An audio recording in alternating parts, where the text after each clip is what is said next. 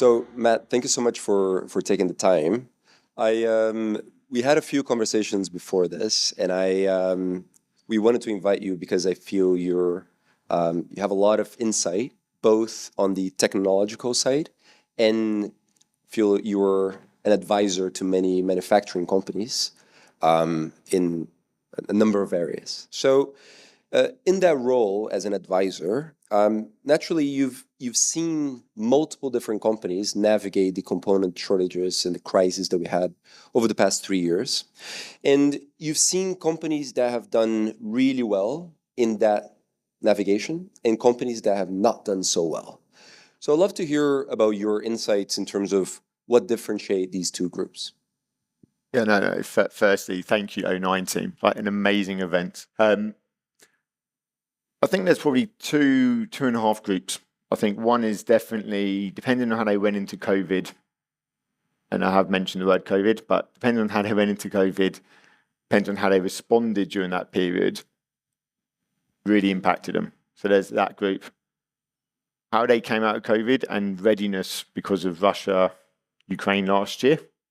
Again, so you're in three different tracks. So if you came out of COVID well and you went into the disruption last year well, you're already asking what's next last year, what's next now, and you're scaling capabilities. So they are the true winners. There's not many of them, but there are some. And if you look at the likes of ASML, NXP, the semiconductor players, they're using the technology to drive value. They're clear on where the value can be exploited, where the value can be leveraged, and those new capabilities. So they're winning. They're properly winning. Some of the auto players, some of the domestic appliance players struggling because the bullwhip, and some of their teams have been learning about it for decades. And the demand planners will learn about it in universities and school and in business school. And then for once, they're actually experiencing it. And we're seeing it, like the bullwhip is still cracking. And good customer of mine, they thought they've gone through it. This time last year, Matt, we're out of the worst. We're good. Plans back on track. Great. A few weeks later, everything stopped. All the plans have been reset, and there's a few nodding like, yeah, we've gone through this pain as well. All their plans, all the roadmaps have been stopped, reset, cost conscious. And one of the things which has stuck with me, which I'm still worried about to this day, is Chief Supply Chain Officer for a Nordic company got told, you got the money during COVID. You survived. You got the visibility tooling. You got the investment to survive and keep us going. What you want now, you're not going to get because you need to invest elsewhere.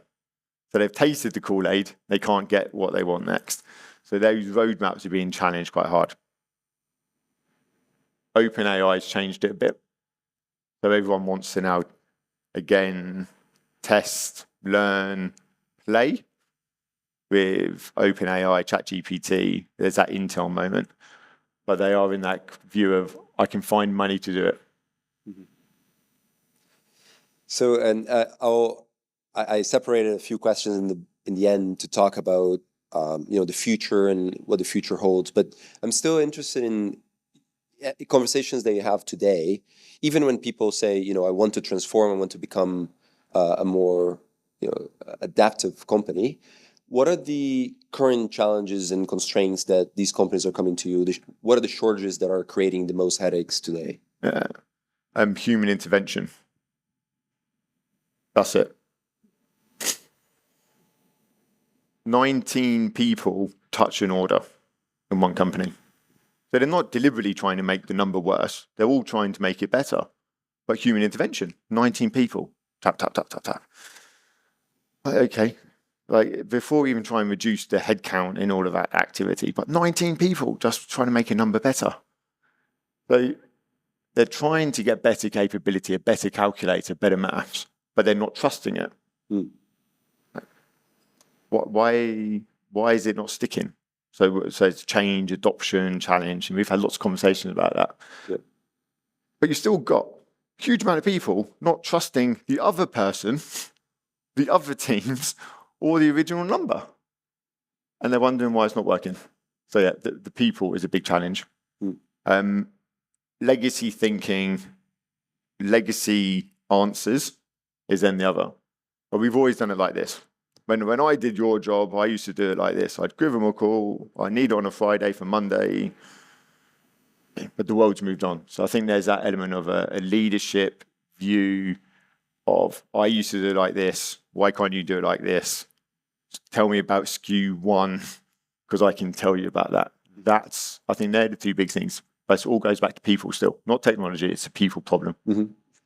And so if I take this, the technological problems and the people problems, is there any example of a particular company that is doing that balancing act extremely well, or that is doing this transformation well? No. And the reason I can say it really strongly is, if you asked me a question 6 months ago, it would have been like, yes, there's BASF are doing it really well on this business unit, or Electrolux is doing it well here, or ArcelorMittal are doing it really great on this topic, or on this segment, or on this line. But the world's moved on. OpenAI isn't something that's not, it's coming. It's here now. And that's changed the game. The goalposts have moved. And they've moved so fast, even Microsoft, we're struggling to keep up on our own product roadmaps. So if we're struggling to keep up and we're releasing the products, customers are struggling to keep up. The consumer gets it, but is scared about it, excited about it. The goalposts have moved. So who's doing well? The reason I'm saying no one, is because the goalposts have moved. We've moved on so fast in such a short space of time. The question is out of date, which is extremely scary and exciting. And I think we're at this privileged position where we can say, this is the future of supply chain. And I love George's presentation. Every time I hear it and see snippets of it, I get so excited by it. But the world's moving on so fast. Like, what's that power from a technology standpoint and the combinatorial effect of different technologies hitting? So it's not just IoT and some sensor data or a connected car. It's the connected car, AI, deep learning reinforcement models, LLMs being tuned even more, all converging into one to create a better outcome, a better value narrative. That's where we're now moving to. 6 months ago, 8 months ago, it'd been a slightly different answer. And it will be a different answer in a few months' time as well, because we're just moving at such pace. And maybe a follow-up to this, are you seeing companies that are aggressively moving to catch up to that new goalpost? Yeah. I hate the phrase jump in the S-curve. We've all heard it in different views. I hate the phrase, but everyone's trying to jump ahead of the competition. And they're worried and scared that they're late. And Hanover was last week, so Hanover Messe was last week. Every single customer wanted to talk about OpenAI. Every single one of them. Schneider, Siemens, real big monster customers who historically have been more risk adverse. We're late. We're late to this party. We're late to this game. We want to be part of it. What does it mean to us? How can we work better with you to get? That's where we're at this moment in time of how can you use it? What's the use cases? How do you go fast? But at the same time, not leave the legacy, not leave the old behind. But you don't need everything to be stacked up and ready to go. You don't need to be 99.9% complete on foundational stuff. You can get going. And that's the exciting part. Yeah.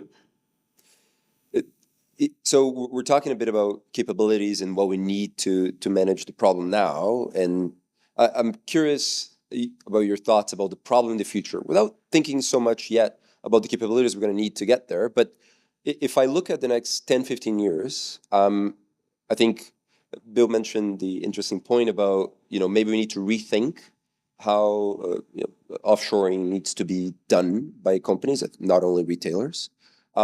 Climate disruptions are already happening now. I guess it's expected that they will continue or even accelerate. And there's the big question that we didn't talk much yet, but the journey towards net zero, will generate a lot of additional disruptions, right? So a lot of, for instance, materials that we now get from oil and gas, presumably won't be as available. So, for example, um, I'd love to hear your thoughts about what the world would look like, the challenge will be like in in those 10 to 15 years. Now, don't come back to me in 5 months' time with the same, because you'll get a different bit. No, I think it will be take the supply chain, the physical supply chain and the digital supply chain. They will still be separate and converge. The metaverse will be in full force. Quantum will be at the heart of it all. So we'll be on that next wave of compute power. And I don't think it's 15 years. That fully autonomous supply chain. So will we have 19 people, human intervention? No. Will some people still do it? Of course they will. But the true leaders will be embracing that true autonomous human plus machine, human plus compute power in the supply chain. So that digital side, that would be there. Physical will be that mixed hybrid of off, local, near, on demand. And again, every industry will be slightly different. The ESG topic will just become more and more real, but at the same time, understanding those trade-offs between this is the ESG impact versus this cost impact, speed, quality impact. Those dynamics are coming. So it's not just traditional 3, it's now those 4. That's a no-brainer. That will happen more. But it will be a quantum-based supply chain, and it will be a quantum plus a total different set of an operating model, a totally different set of a business model to drive the supply chain. Mm-hmm. More data. And I think we talked in this forum a lot about the challenge of transformation, right? So a bit of a follow-up to your point. It's we struggle in that some of the challenges we see today are not trivial, but it's about getting people to follow a new process, right? And at the same time, we're hearing, well, in 10, 15 years, the world will look completely different and everything will be, very much more advanced and much more automated, autonomous, and so on. What's your sense of the path between point A and point B? I think it's everyone in this room's role as supply chain leaders to be more progressive in their thinking of the future of your own supply chain. So just going, I'm going to have improved planning capabilities, and I've always had 150 planners, I've had 15 managers, they're my ratios, and this is what they've always done. It's going to be out of date by the time the transformation is completed. And there's never an end date on the transformation because it always overruns, and it's always 2 years, and it always gets delivered in 4.5. So from a people standpoint, start from a blank scratch and be progressive, and then row back instead of doing this quite an incremental build.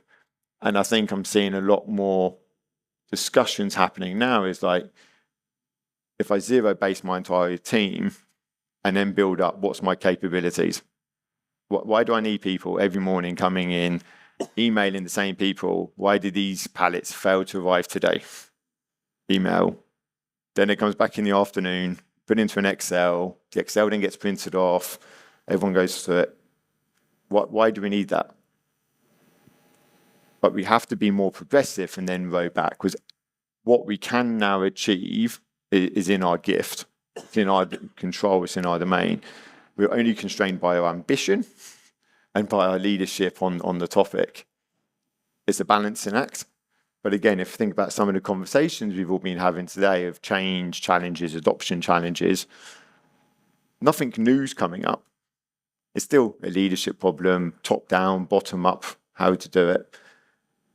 And even if we had all controlled onto ourselves to do it, we would still have change and adoption challenges.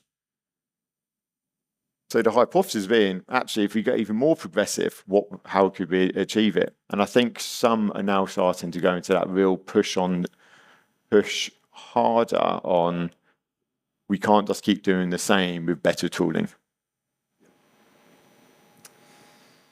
And So my voice lost it. So I'm curious about your understanding of how resiliency and cost in supply chain has been discussed by boards, right?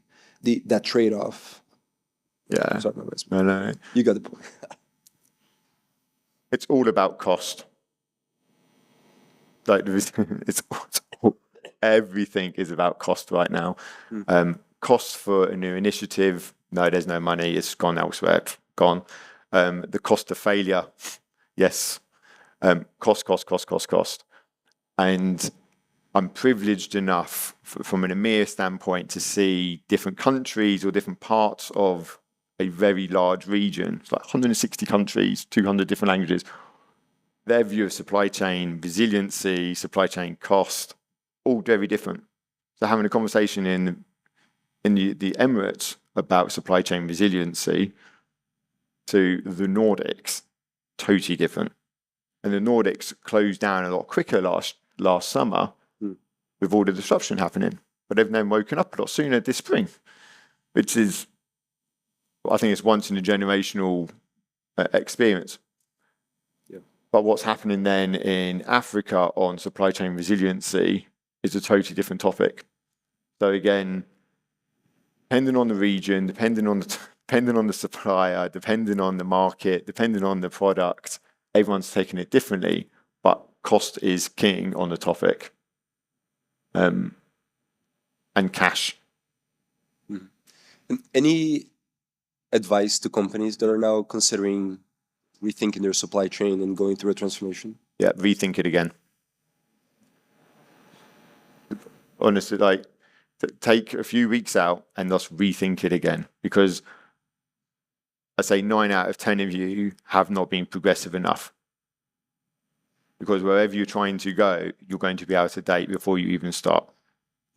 Which is, I can say with confidence now, compared to 4 months ago, 8 months ago, just rethink it again, be more progressive. The possibility is far greater. The thing about open data ecosystems, they're coming on board even more so, the Container X's of the world. So that data thread throughout the vertical integration of the supply chains is now, it's there. We've always wanted it, but no one trusted anyone. Okay, so the open data standards platform's there. Tick. Next, compute power, that's there. Tick. What's stopping you to go bigger? The data's there, the tooling's there, the capability's there, the infrastructure's there, the ambition's there, the knowledge is there. The concepts aren't changing.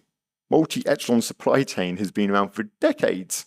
And everyone's talking about it again now because we can do it quicker and sooner. And so some of the concepts are still there and even more relevant than ever before. But core enabling technologies or blockers have been blown away. So rethink the plan. My last question is something our CEO sometimes talks about, and we discussed in a previous conversation, the concept of productizing the process, right? And what does that mean, and how can companies do that well? And I think it is connected to your idea of a constant transformation mindset. Yeah.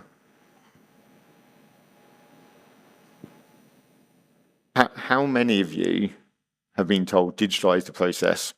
So you took a paper-based process, stuck it on an iPad, stuck on the glass, and going, it's now digitalized. There's quite a few people smiling. So we've all gone through that rodeo. Productizing the process is probably that next bit. I think there's some pieces of educating leadership on it. So I think there's a nervousness of as a service outsourcing element of it, or I think productize the process. If it's going to drive you competitive advantage, go all in. If it's not going to drive you competitive advantage, then digitalize it properly, get a lowest cost to serve, etc. So I think be clear on where it's going to drive value and go for it. But if you're going to go for it, then do it properly and go for it. Don't play with it. And I think that's one of the things, going back to that first question of the winners and the real winners, or maybe some of the losers, are the ones who've been committed and invested with pure determination that they've won. And so I think if you're going to go down a productizing the process, be committed and do it. Don't play with it and experiment. No one needs another proof of concept. Well, thank you so much. Yeah, appreciate the time. Yeah, thank you. Thank you.